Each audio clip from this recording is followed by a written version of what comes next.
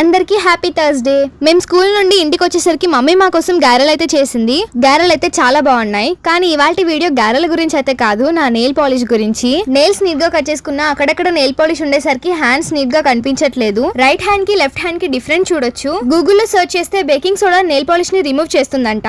మా ఇంట్లో baking soda ఒక జామ్ కంటైనర్ నిండా ఉంటుంది. అండ్ ఇవాళ నేను ఫస్ట్ టైం బేకింగ్ సోడాని టేస్ట్ చేశాను. బేకింగ్ సోడా అయితే చాలా సాల్టీగా అయితే ఉంది, నాకు అస్సలు నచ్చలేదు. మీలో ఎంతమంది బేకింగ్ సోడాని టేస్ట్ చేశారో కమెంట్ చేయండి. ఇప్పుడు ఒక గ్లాస్ తీసుకొని అందులో కొంచెం బేకింగ్ సోడా అయితే వేసుకోండి. ఎక్కువ వేయకండి, చిటికెడు అయితే సరిపోతుంది. ఇప్పుడు కొంచెం వాటర్ యాడ్ చేసుకొని బాగా మిక్స్ చేయండి. ఎక్కువ వాటర్ అయితే యాడ్ చేయకండి, కొంచెమే యాడ్ చేయండి. ఇప్పుడు ఒక క్లాత్ తీసుకొని బేకింగ్ సోడా వాటర్ లో డిప్ చేసి మీ ఫింగర్ నెయిల్స్ పైన రబ్ చేయండి. కానీ ఈ బేకింగ్ సోడా నెయిల్ పాలిష్ ని రిమూవ్ చేయలేకపోయింది. వేరే ఆప్షన్ చూస్తే ఆయిల్ కూడా నెయిల్ పాలిష్ ని రిమూవ్ చేస్తుందంట. నాకు తెలుసు నెయిల్ పాలిష్ ని ఆయిల్ రిమూవ్ చేయలేదని, అయినా ఒకసారి ట్రై చేశాను, ఇది కూడా ఫెయిల్ అయిపోయింది. మీకు ఏమైనా ట్రిక్స్ తెలిస్తే కమెంట్ చేయండి.